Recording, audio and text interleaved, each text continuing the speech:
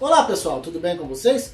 Vamos dar prosseguimento a esse módulo de resolução de exercícios, hoje falando da dilatação dos sólidos e dos líquidos, ainda dentro do estudo da termodinâmica.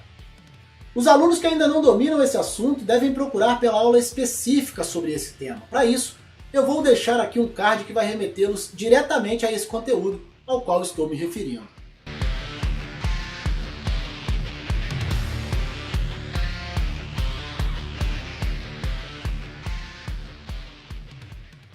Duas barras, uma de zinco e outra de ferro, apresentam a 0 grau comprimentos de 110 cm e 110,2 cm, respectivamente.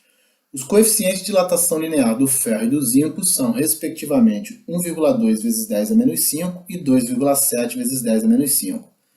Determine a que temperatura devem ser aquecidas as barras para que elas fiquem com comprimentos iguais. Então, aqui, a primeira coisa que ele quer é que ao final desse processo, o comprimento da barra de zinco seja igual ao comprimento da barra de ferro. Essa é uma informação muito importante para a gente resolver esse problema. Outra coisa importante aqui é o cuidado que a gente deve ter com o enunciado desse problema. Vamos lá, ó. Aqui ele me diz que as barras de zinco e ferro apresentam, respectivamente, comprimentos de 110 e 110,2. Então aqui, ó, o comprimento do zinco e aqui é o comprimento do ferro, tudo bem? Já aqui, quando ele fala dos coeficientes de dilatação linear, ele fala dos coeficientes do ferro e do zinco, respectivamente. Então aqui eu tenho o do ferro e aqui o do zinco. Então, muito cuidado com isso aí, com o enunciado, tudo bem? Bom, mas vamos lá, ó. Eu sei que o comprimento final da barra de zinco vai ser dado pelo comprimento inicial da barra de zinco vezes 1 mais o coeficiente de dilatação do zinco vezes a variação de temperatura. E o comprimento final do ferro, da barra de ferro, a mesma coisa. O comprimento inicial vezes 1 mais o coeficiente do ferro vezes a variação de temperatura. Como ele quer que o comprimento ao final seja igual, eu posso igualar, então, essas equações. E é isso que eu vou fazer, ó. O comprimento inicial da barra de zinco vezes 1 mais o coeficiente da barra de zinco vezes a variação de temperatura é igual ao comprimento inicial da barra de ferro vezes 1 mais o coeficiente do ferro vezes a variação de temperatura. E agora eu posso substituir alguns valores que eu já tenho. Qual é o comprimento inicial da barra de zinco? Está lá no enunciado. 110 centímetros vezes 1 mais, qual é o coeficiente do zinco?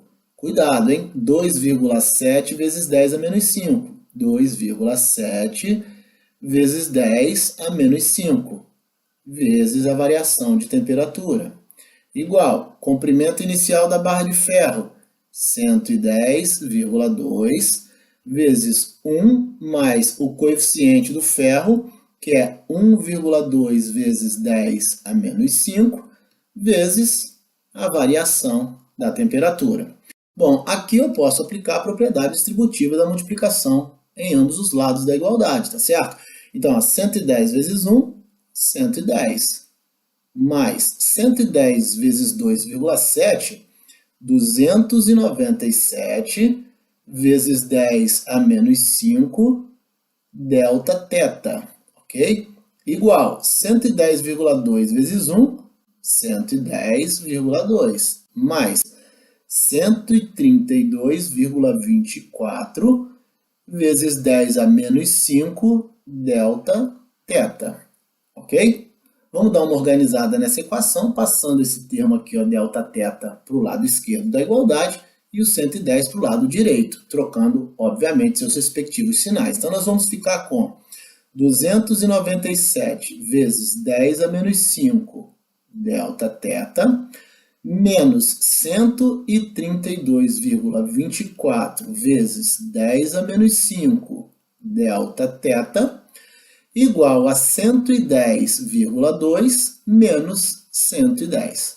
Pessoal, 297 vezes 10 a menos 5, delta θ, menos 132,24 vezes 10 a menos 5, delta θ, vai me dar 164,76 vezes 10 a menos 5 Δθ, tudo bem? Igual a 0,2, porque 110,2 menos 110, 0,2. Então, aqui em cima, ó, Δθ será igual a 0,2 dividido por 164,76 vezes 10 a menos 5. Pessoal, aqui vale um lembrete, né?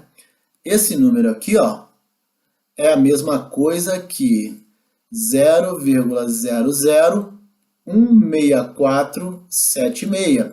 Isso porque a vírgula deve se deslocar 5 casas para o lado esquerdo. Então, vamos lá, ó, a vírgula estava aqui, 1, 2, 3, 4, 5, tudo bem? E essa divisão vai dar 121,4 graus Celsius, tudo bem? Aproximadamente, ok? É o valor dessa divisão. Bom, mas ele não quer a variação da temperatura. Ele pediu qual deve ser a temperatura, não é isso? Mas nesse caso, Δθ é igual a θ. E por que isso, professor? Porque verifica aqui comigo, ó, quando as barras começaram a ser aquecidas, elas estavam a 0 grau. Como houve uma variação de 121,4 graus, o que acontece com a temperatura final? A temperatura final sai de 0 e vai para 121,4, ou seja, a temperatura das barras, quando elas têm o mesmo comprimento, é 121,4 graus Celsius. Tá aí, ó, nossa variação de temperatura, 121,4, nos dando uma temperatura das barras igual, né? Igual à variação de temperatura, pelo motivo que eu falei lá no slide anterior. As barras, no início da dilatação, tinham 0 grau, e aí, como ela sofreu uma alteração de 121,4 graus, a sua temperatura foi para 121,4 graus, tudo bem?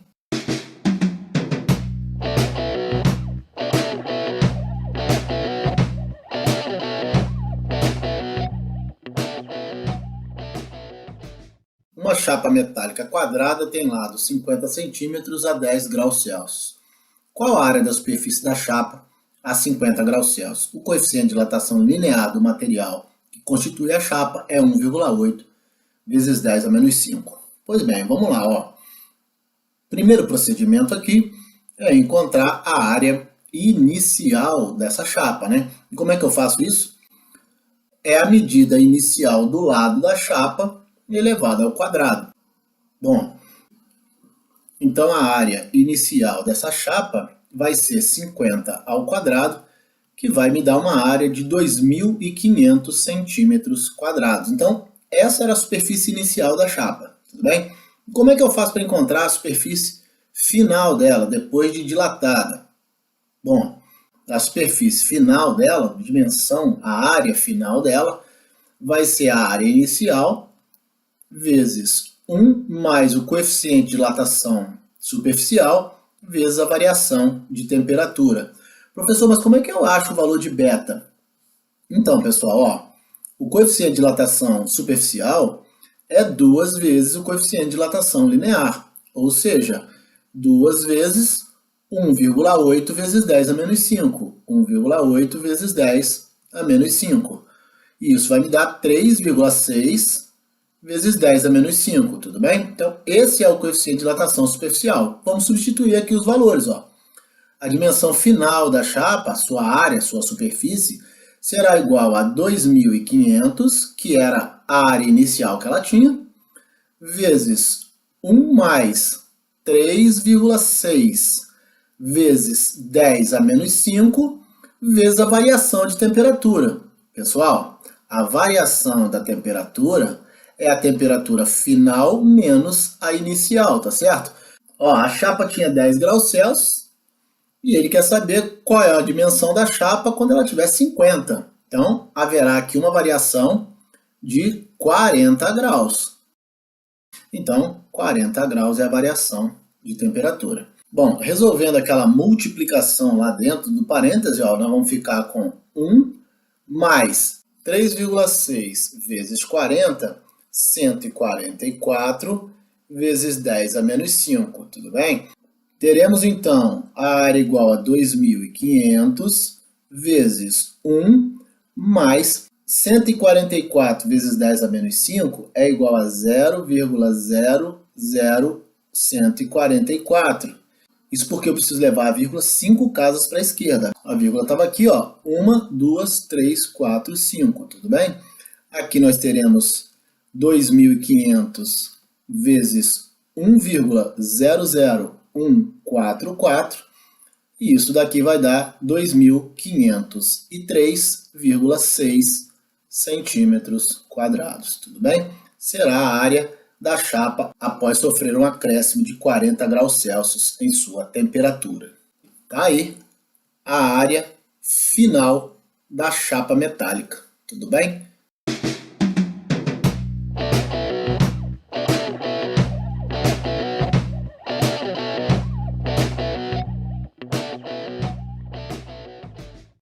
Um cristal anisótropo tem nas direções dos eixos x, y e z ortogonais os coeficientes de dilatação linear 1,3 vezes 10 a menos 5, 2,4 vezes 10 a menos 5 e 3,1 vezes 10 a menos 5, respectivamente. Determine o coeficiente de dilatação cúbica do cristal. Pessoal, quando nós temos cristais desse tipo, o coeficiente de dilatação linear não é o mesmo nas diferentes direções em que esse cristal se dilata. Então, como é que a gente calcula o coeficiente de dilatação cúbica nesse caso? Fazendo a soma dos coeficientes de dilatação linear. Vamos ver? Basta eu somar os coeficientes dos eixos x, y e z. Quanto vai dar? Vamos ver aqui, ó. Nós teremos 1,3 vezes 10 a menos 5, mais 2,4 vezes 10 a menos 5, mais 3,1 vezes 10 a menos 5. E isso aqui vai me dar 1,3 mais 2,4 mais 3,1, 6,8 vezes 10 a menos 5 graus Celsius elevado a menos 1, tudo bem? Esse é o coeficiente de dilatação cúbica desse cristal. Aqui, então, nós temos o valor do coeficiente de dilatação cúbica, conforme eu disse, somando os coeficientes de dilatação linear, porque nesse caso, a dilatação linear desse cristal, como ele é anisótropo, ela acontece de forma disforme. Por isso, eu preciso somar os valores dos coeficientes lineares, tudo bem? Bom, na letra B, ele pede o coeficiente de dilatação superficial no plano XY. Pessoal, de igual forma, para calcular o coeficiente de dilatação no plano XY, beta, né? O coeficiente de dilatação superficial é beta, basta eu somar os coeficientes lineares αx com o αy. Então, eu terei beta igual a 1,3 vezes 10 a menos 5, somado com 2,4 vezes 10 a menos 5. E isso vai me dar 3,7 vezes 10 a menos 5 graus Celsius elevado a menos 1. Temos aí, no slide seguinte, o resultado já organizado para vocês, tudo bem?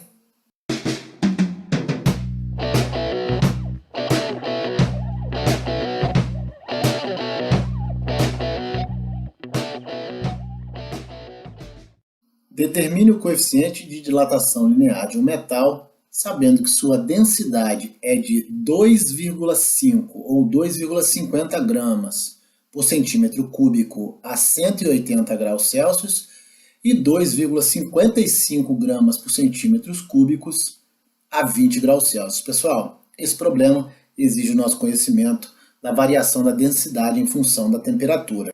Só para a gente organizar o pensamento, a densidade final é 2,50, tá certo? A densidade inicial, 2,55. A temperatura final é de 180 graus e a temperatura inicial é de 20 graus Celsius, tudo bem? Só para a gente se organizar aqui. Então, eu sei que a densidade final é igual à densidade inicial dividido por 1 mais o coeficiente de dilatação volumétrica vezes a variação de temperatura. Tudo bem? Bom, então aqui, ó, 2,50 igual a 2,55 dividido por 1 mais o coeficiente de dilatação volumétrica, que eu não tenho o valor, tá certo? Vezes a variação de temperatura. Pessoal, a temperatura subiu de 20 graus para 180, logo variou 160 graus. Tudo bem? Aqui agora podemos multiplicar esses valores por 2,50, que está dividindo de um dos lados da igualdade. Teremos então 2,50 mais 160 vezes 2,50 dá 400 vezes o coeficiente de dilatação volumétrica. Tudo bem? Bom, isso é igual a 2,55. Beleza? Então, 400 gama, né? Essa letrinha é gama, igual a 2,55 menos 2,50, 400 gama igual a 0,05, tudo bem? E isso aqui, ó, vai me dar 1,25 vezes 10 a menos 4 graus Celsius elevado a menos 1. Beleza? Bom, mas olha aqui, ele não quer o coeficiente de dilatação volumétrica, ele quer o coeficiente de dilatação linear. Mas eu sei que o coeficiente de dilatação volumétrica é 3 vezes o coeficiente de dilatação linear. Então, 3α é igual a 1,25 vezes 10 a menos 4. Alfa é 1,25 vezes 10 a menos 4 dividido por 3. Logo, o coeficiente de dilatação linear será aproximadamente 4,2 vezes 10 a menos 5 graus Celsius elevado a menos 1. Está aqui. Alfa igual a 4,2 aproximadamente, né, vezes 10 a menos 5 graus Celsius elevado a menos 1.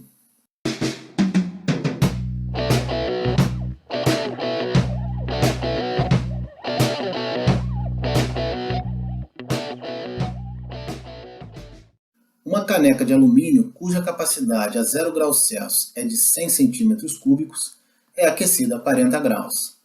Determine seu aumento de capacidade. É dado o coeficiente de dilatação linear do alumínio, que é 2,2 vezes 10 a menos 5. Pessoal, a primeira coisa que eu preciso saber aqui, obviamente, é o coeficiente de dilatação volumétrica da caneca, né? Eu já tenho aqui o volume inicial dela, que é 100 centímetros cúbicos, mas eu preciso saber o coeficiente de dilatação volumétrica da caneca, né? Então, para achar o coeficiente de dilatação volumétrica, eu vou fazer 3 vezes o coeficiente de dilatação linear. É assim que a gente encontra o coeficiente de dilatação volumétrica. Então, 3 vezes 2,2 vezes 10 a menos 5, que é o coeficiente de dilatação linear do alumínio. Logo, gama será 6,6 vezes 10 a menos 5 graus Celsius elevado a menos 1. Então, esse é o coeficiente de dilatação volumétrica do alumínio. Bom, aí basta eu aplicar a minha fórmula da variação do volume, né? ΔV é igual a gama, ou seja, coeficiente de dilatação volumétrica, vezes o volume inicial, vezes a variação da temperatura. Vamos lá? Qual é a variação da temperatura? Vamos fazer aqui no cantinho. Eu tinha 0 grau, foi para 40, então é 40 menos 0, né? Então, a temperatura variou 40 graus. Beleza? Então, aqui, ó, ΔV é igual a 6,6 vezes 10 a menos 5, vezes o volume inicial. Nós temos lá, ó, 100 centímetros cúbicos, vezes a variação de temperatura, que foi 40 graus, tudo bem? Bom, vamos dar uma melhorada nisso aqui, ó. Aqui eu posso escrever, ó, 6,6 vezes 10 a menos 5, vezes 1 vezes 10 ao quadrado, vezes 4 vezes 10, né? Afinal, 1 vezes 10 ao quadrado é 100, 4 vezes 10 dá 40. E isso vai me dar uma variação do volume igual a 6,6 vezes 1 vezes 4, dá 26,4 vezes 10 a menos 2. 10 a menos 2 centímetros cúbicos, que vai ser igual a 26,4 vezes 10 a menos 2 dá 0,2 264 centímetros cúbicos. Lembrar que como aqui eu tenho o expoente elevado a menos 2, a vírgula deve se deslocar 2 casas para a esquerda, 1, 2, por isso que ela veio para cá, tudo bem? Tá aí, aqui a variação de 0,264 centímetros cúbicos no volume da caneca de alumínio.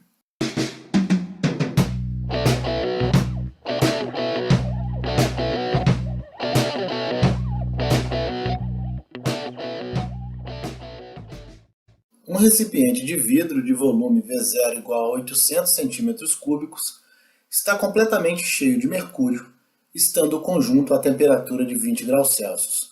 Calcule o volume de mercúrio que extravasa do frasco quando o conjunto é aquecido até que sua temperatura atinja 70 graus Celsius. São dados os coeficientes de dilatação cúbica do vidro e do mercúrio, respectivamente 27 vezes 10 a menos 6 do vidro, 180 vezes 10 a menos 6 o do mercúrio. Pessoal, como o coeficiente de dilatação volumétrica do mercúrio é muito maior do que do vidro, o mercúrio, sendo aquecido a uma mesma temperatura do vidro, ele vai se dilatar muito mais do que o vidro, fazendo com que esse excesso do mercúrio caia, transborde para fora do vidro, ok? Essa informação é de extrema relevância, porque o volume que vai extravasar é exatamente a variação do volume do mercúrio menos a variação no volume do vidro, tudo bem? E como é que eu encontro a variação no volume do mercúrio? É o volume inicial do mercúrio vezes o coeficiente de dilatação volumétrica do mercúrio vezes a variação de temperatura e do vidro. De igual forma, a variação no volume do vidro vai ser o volume inicial do vidro vezes o coeficiente de dilatação volumétrica do vidro vezes a variação de temperatura, tá certo? Bom, a propósito de quanto foi a variação de temperatura mesmo, nós temos aqui, né? Delta θ é igual a 70 menos 20. Afinal, o conjunto tinha 20 graus e essa temperatura foi elevada a 70 graus. Então, a variação de temperatura aqui é de 50 graus Celsius. Então, com base nisso aqui, eu posso dizer que o volume que vai extravasar é igual ao volume inicial de mercúrio vezes o seu coeficiente de dilatação volumétrica vezes a variação de temperatura menos o volume inicial do vidro vezes o seu coeficiente de dilatação volumétrica vezes a variação de temperatura. Aqui é o coeficiente do mercúrio e aqui do vidro, tudo bem? Aqui do mercúrio e aqui do vidro, beleza? Então, o volume que vai extravasar é igual ao volume inicial do mercúrio. Quanto era o volume inicial do mercúrio? 800 centímetros cúbicos. Professor, mas não era o vidro que tinha esse volume? Pessoal, o recipiente é de vidro, mas está completamente cheio de mercúrio. Ou seja, o volume inicial do conjunto, a temperatura de 20 graus, é a mesma, tudo bem? Então aqui, 800, vezes o coeficiente de dilatação volumétrica do mercúrio, que é 180 vezes 10 a menos 6, vezes a variação de temperatura, que é 50, menos 800, olha aqui, o volume inicial do vidro igual ao volume inicial do mercúrio, vezes o coeficiente do vidro, que é 27 vezes 10 a menos 6, vezes 50, que a variação de temperatura é a mesma, né? O conjunto foi exposto a uma variação de temperatura de 50 graus, tudo bem? Efetuando esses devidos cálculos, a gente vai encontrar um volume que vai extravasar de 6,12 centímetros cúbicos, tudo bem? Esse é o volume de mercúrio que vai cair para fora do recipiente de vidro. Porque mesmo, eu disse lá no início, o mercúrio, como ele tem um coeficiente de dilatação volumétrica maior do que o vidro, bem maior, ele vai se dilatar mais, fazendo com que parte dele caia para fora. O quanto vai cair para fora? 6,12 centímetros cúbicos. Vamos ver aí no próximo slide. Estão aí os cálculos, né? Aqui a gente tem a observação importante de que o volume inicial do vidro é igual ao volume inicial do mercúrio, porque o conjunto é um recipiente completamente cheio de mercúrio. E aqui uma observação, para que vocês entendam o cálculo aqui. Eu fiz um pouquinho diferente aqui no slide, né? Eu coloquei em evidência, V0 e delta θ. Por quê? Porque o V0 do mercúrio é igual ao V0 do vidro, exatamente pelo motivo que eu falei aqui no início, ó, né? O volume dos dois é 800, tudo bem? E a variação de temperatura também é a mesma, porque o conjunto inteiro foi exposto a 50 graus de variação de temperatura. Então eu posso colocar V0 delta θ em evidência, foi isso que eu coloquei aqui, tá certo? E o que acontece se eu tirar V0 vezes delta θ, tá aqui, ó, vai me sobrar de um lado o coeficiente do mercúrio, menos do outro lado o coeficiente do vidro. Foi isso que eu fiz aqui, tá certo? Então aqui, ó, V0 igual a 800, aqui, delta θ é a variação de temperatura, 50, e aqui dentro do parênteses eu coloquei a diferença entre o coeficiente de dilatação volumétrica do mercúrio e do vidro, 180 vezes 10 a menos 6, menos 27 vezes 10 a menos 6.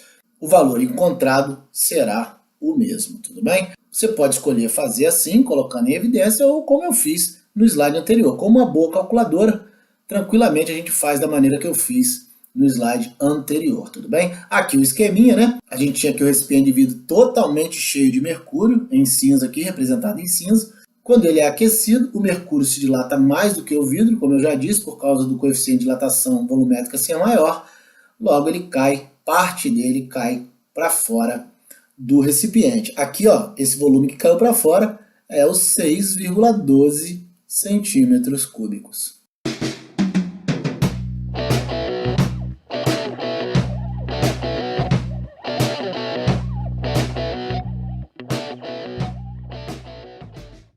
Bom, pessoal, vamos para o nosso último exercício aí de aplicação.